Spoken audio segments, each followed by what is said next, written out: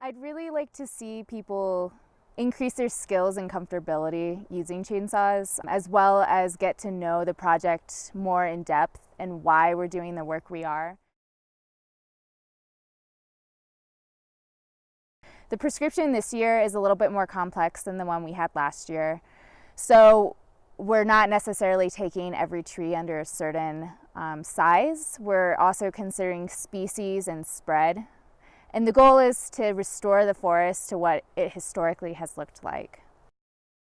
I've realized that we get sent all around the Southwest to do conservation work, but it's a pretty rare occurrence that we're actually working around Flagstaff and having a direct benefit on the community here that we're all a part of. I think the main thing different from last year is just that we're cutting about 100 acres more than we did last year, so doubling our efforts up here and having 3 crews at once. So we're removing fuels so that when wildfire does come in, which is a natural part of every environment, we're protecting the communities and the watersheds around it. The mission of this project, it's a fuels reduction project. If there were a fire to break out on Mount Eldon, we would want to make sure that the understory is thin enough that the fire would not be able to climb from the ground level through these ladder fuels up to the canopy. In that case, the whole forest would burn, the soil structure would be compromised, and during monsoons, there could be very dangerous floods that hit Flagstaff. I was part of training the sawyers coming into this project. Last year, I just came in as a crew leader, so I've gotten to see them pick up their very first saw. It's a lot of fun to get to watch them think through their cuts and think through the prescription.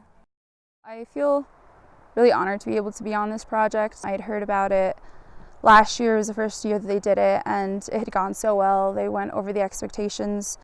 I really enjoy the saw. I feel like it's given me a lot more confidence, I think, and purpose being out here. I think just being a woman of color, I feel like they're not represented all that much in the conservation fields. But I also do come from an urban area. It just means a lot to me to be able to represent all of those things and be here on this crew and be working with the Forest Service.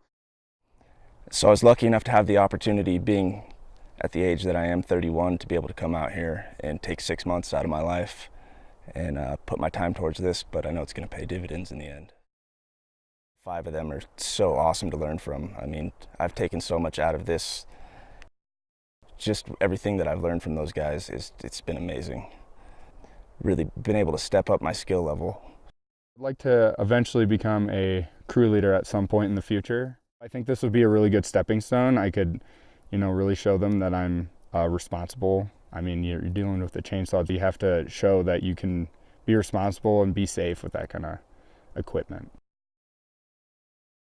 It's really great to be able to see the crew grow from the moment they picked up their first saw and dropped their first tree to the moment when it was second nature and they were becoming efficient, smart workers.